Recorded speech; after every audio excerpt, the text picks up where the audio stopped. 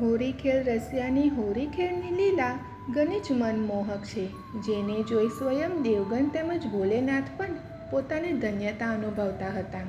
તો ચાલો ને શ્રીજી મનના શ્રોતા મિત્રો, આપણે પણ શ્રી ઠાકોરજીના હોરી રસિયાની હોરી ખેલની આનંદ લૂંટી લઈએ અને ઠાકોરજીની આ લીલાને મનમોહન કરી મૂકે તેવી છે. આનંદલાલા એકવાર સવારમાં જ કદમ વૃક્ષ પાસે વેણુનાદ કરી પોતાના બધા જ મિત્રોને બોલાવ્યા અને બરસાના જવાનો વિચાર બનાવ્યો. એટલામાં જ બલરામજીએ કહ્યું કે લાલા, ફાગુન ચાલે છે, તું આવી રીતે જશે તો ગોપીઓ તને પકડીને બાંધી દેશે અને ખૂબ ગુલાલના ગુલચા પણ મારશે. ઠાકોરજીને મનમાં જ વિચાર બનાવ્યો અને બધા મિત્રોને પણ બતાવ્યો. વિચાર તો ખૂબ જ સુંદર છે. મિત્રોએ સાંભળીને તેમનો જય જયકાર લગાવી દીધો અને હર હર મહાદેવ, હર હર મહાદેવ કહેતા જ ઠાકોરજીની મિત્રવૃંદ સાથેની ટોળી ત્યાંથી બરસાના તરફ જવા માટે રવાના થઈ ગઈ. ખૂબ જ મનમોહક દ્રશ્ય છે. શંકર ભગવાન પ્રભુજીનું રૂપને જોઈને મનમાં ને મનમાં ખૂબ જ ભાવુક થઈ રહ્યા છે.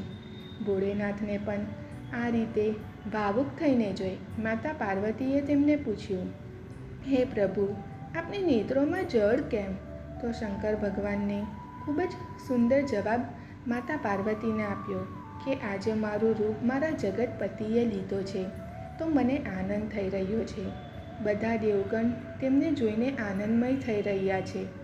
અલખ નિરંજન, અલખ નિરંજન, સબ દુઃખ ભંજન, સબ દુઃખ ભંજન નાદ કરતા કરતા શ્રી ઠાકોરજી તો બરસાના આવી પહોંચ્યા. બાગાંબર ઓઢી, ભસ્મ લપેટી, લલાટ પર ત્રિપુંડ લગાવીને તેઓ બરસાનામાં પહોંચી ગયા. નગરમાં ચારે બાજુ અલખ નિરંજન, અલખ નિરંજન, સબ દુઃખ ભંજન, સબ દુઃખ ભંજનના નાદ કરવા લાગ્યા.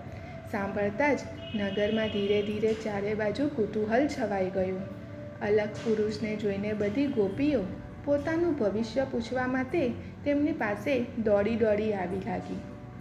તેમના ચેલા બાબાની જય હો, ચેલા બાબાની જય હો બોલવા લાગી અને આ વાતની જાણ લલિતાજીના કાન સુધી પહોંચી અને તેઓ જાણ્યું કે નગરમાં કૈલાસ પર્વતથી એક જોગી આવ્યા છે, જે બધાના જ ભવિષ્ય બતાવી રહ્યા છે. શ્રી રાધા રાણીએ અલગ પુરુષને મહેલમાં બોલાવવા માટે લલિતાજીને સંદેશો પહોંચાડ્યો અને એ અલગ પુરુષને પોતાના મહેલમાં બોલાવ્યા અને તેમને ખૂબ ખવડાવ્યું, પીવડાવ્યું. પછી બધા ગોપીઓ તેમને ભવિષ્ય પૂછવા લાગી.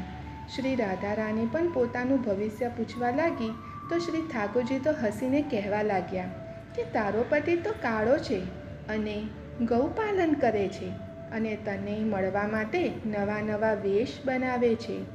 એટલામાં જ રાધા રાણીની નિગાહ તે અલગ પુરુષના કમર પર પડી તો તે કમર પર તેમની બંસી છે તે જોઈને રાધા રાણી મનહી મન જ હસી પડી અને રાધા રાણીએ સખી લલિતાજીને કાનમાં કહ્યું કે આ અલગ પુરુષનો ચેલો સહિત બધાને જ ઘેરી લો.